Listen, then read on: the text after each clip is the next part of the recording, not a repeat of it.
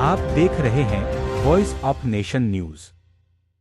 देश विदेश में आस्था का केंद्र बन चुके बागेश्वर धाम में अब जमीन घोटाले और कब्जा विवादों की गूंज सुनाई देने लगी है।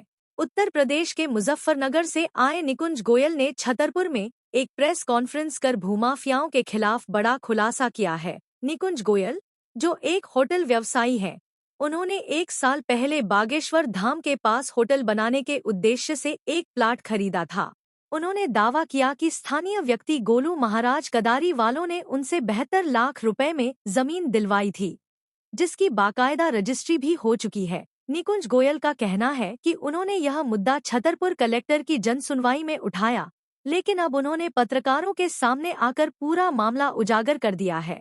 उन्होंने चेताया कि बागेश्वर धाम में जमीन के नाम पर कई बाहरी लोग ठगी के शिकार हो रहे हैं।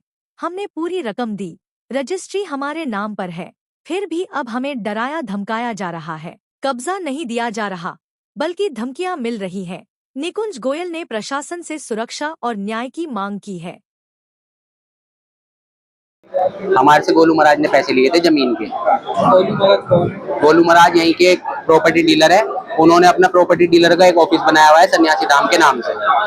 वही यहाँ पे प्लॉटिंग कर रहे हैं और जगह बेच रहे हैं। अब क्या स्थिति है? अब भी वही है, उनका प्रॉपर्टी डीलिंग का ऑफिस है और वो प्रॉपर्टी बेच रहे, खरीद रहे हैं, जो भी कर रहे हैं। नहीं, क्या आपको जगह पे हमें जमीन पे मेन बात यही है कि जगह पे हमें कब्जा नहीं करा दिया जाता।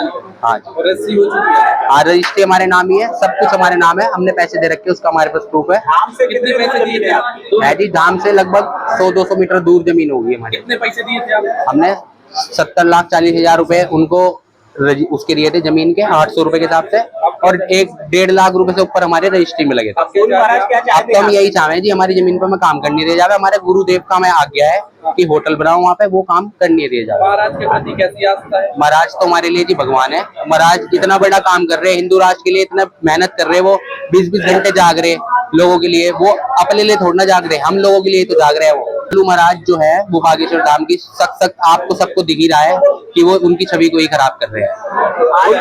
एसएसपी साहब के सामने और डीएम साहब के सामने मैंने अपना निवेदन दिया था कि मुझे काम करने दिया जाए, तो उसमें उन्होंने मेरे पर आरोप लगाए थे कि मैंने उनको पैसे नहीं दे रखे।